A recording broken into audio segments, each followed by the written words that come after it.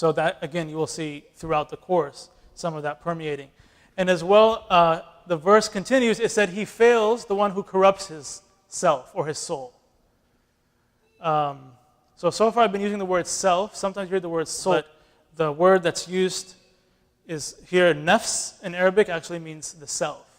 And so the self is different than the soul because the self can be adjusted towards good or towards evil.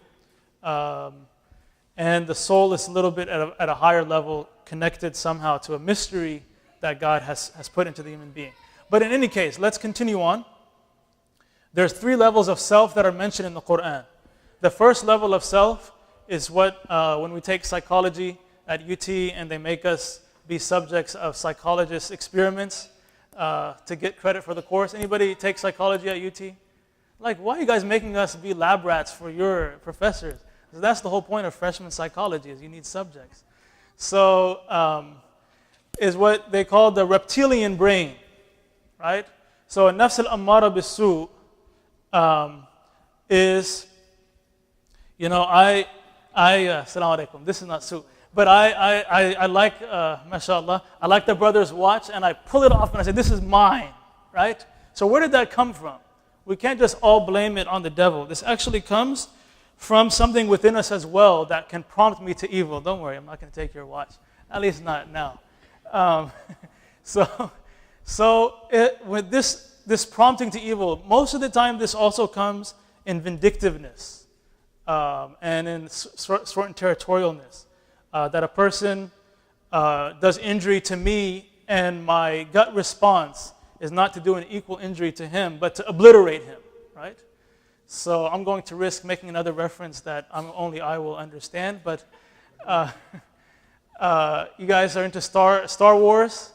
You see when Anakin, he goes evil, or at least he shows the seeds of evil, when those, I don't even know what they're called, but those aliens from that particular planet killed off his parents, and then he goes and he destroys their whole village, right? This is there's something within us, deep within us, that can prompt a person towards evil, right? And we have to wrestle with that, but eventually a person should be able to overcome it. But it takes a lot of sort of restraint.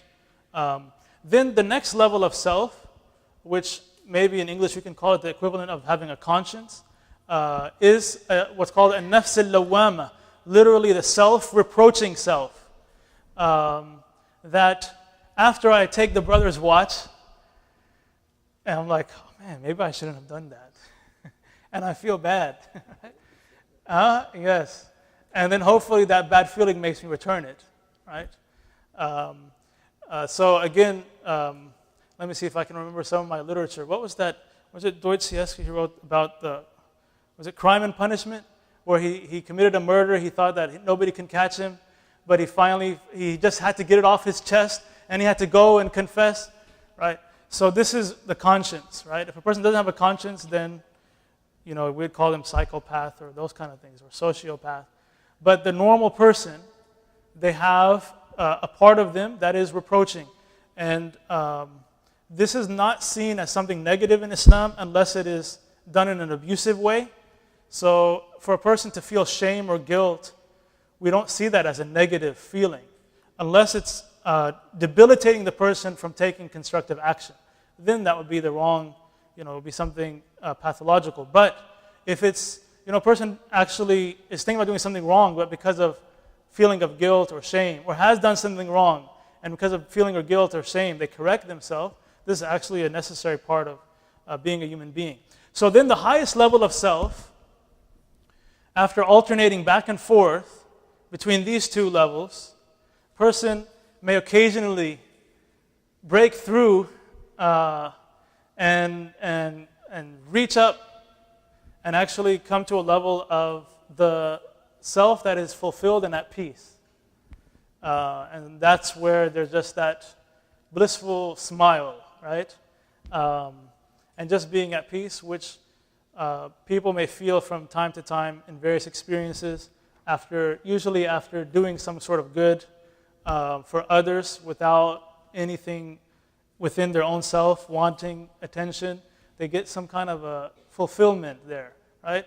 Or the fulfillment that comes just from finally understanding or knowing Allah, knowing God, and knowing that He knows you, and being at peace, even if your limbs are cut off and your whole family is devastated, to still be at peace with that. This is a very high level of self. It's the highest level of self. This is the level of self, which is called nafs al-mutma'innah, which is described as the one that gets into what's called Jannah, which is the blissful garden, the eternal abode, which has a parallel within the heart as well as in the afterlife. And so once the self gets to that point, it enters into the Jannah. But this one really is very rare that a person is always like at that level. But there are some people, especially some of our elders, who have really been working on themselves for days and days. There are people who are alive who can say, for 40 years, I have not, what's the past tense for backbite? I don't know. Backbit? I haven't backbitten a person for 40 years. And so this means that he's been working so long. Or other person who actually is so careful, every single little word, every single little action. And so usually it's going to be the elders, those types that if you are, inshallah, God willing, privileged to meet some people like that, when you sit with them, even without them saying a word, you just automatically feel the peace and tranquility in the room emanating from really their self that is at peace. It's just like there's no agitation at all, which is pretty amazing. So those are the three levels of self. And so when the person is making the testimony of faith, they may be overcoming their lower self, and they may be reacting to a sense of guilt and saying, man, I've been really messing up in my life. I need to recommit myself to God. And then ultimately, when they deeply inculcate the testimony within their heart, they will get to a sense of and a real plane of fulfillment and itmi'nan. So I don't know if this is exactly parallel to id, ego, and superego, but it's interesting that it ends up with three levels there. And so the ruh, it is actually something different than the self. The Prophet, peace upon him, when he was asked by the Israelites at his time, they said, tell us about, if you're a prophet of God, tell us about the spirit or the ruh or the soul. And so the Prophet Muhammad, peace upon him, he waited for revelation. He couldn't answer from himself. So in the revelation from the Quran, it said, they ask you about the ruh or the spirit. Say the spirit or the ruh, which is within us, is something from the matter of my Lord. It's like a mystery from Allah subhanahu wa ta'ala. I said this in Arabic. Allah subhanahu means glory be to Him. Wa ta'ala means exalted and most high. So it said, and you have indeed been given very little knowledge. So human beings, we think we know a lot, but compared to the knowledge of God, actually it's very little. And there's a really popular story that Muslims like to tell about knowledge. When Moses, peace upon him, the tribe of Israel said, is there anybody more knowledgeable than you? And he was just answering as what he thought was factual, not in pride. He said no. So, I mean, he received the revelation, everything.